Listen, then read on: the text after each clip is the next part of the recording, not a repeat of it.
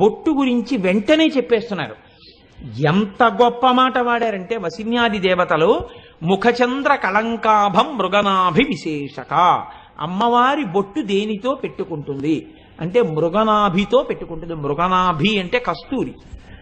మృగనాభి అంటే కస్తూరి మృగం యొక్క బొడ్డు దగ్గర నుంచి ఆ కస్తూరి వస్తుంది.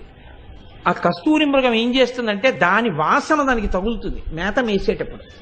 అబ్బా ఎంత సువాసన వస్తుందో, ఎక్కడిదో ఈ సువాసన అనేది అడివంతా పరిగెడుతుంది. దానికి తెలియదు దాని బొడ్డు దగ్గరే కస్తూరి పైకొచ్చింది, ఆ కస్తూరిదే ఈ సువాసన అది తెలుసుకోలేదు. ఆ కస్తూరి మృగం యొక్క నాభి దగ్గర నుంచి ఊరినటువంటి ద్రవం కాబట్టి దానికి మృగనాభి అని పేరు. కాబట్టి ముఖచంద్ర కళంకాభం మృగనాభి విశేషక.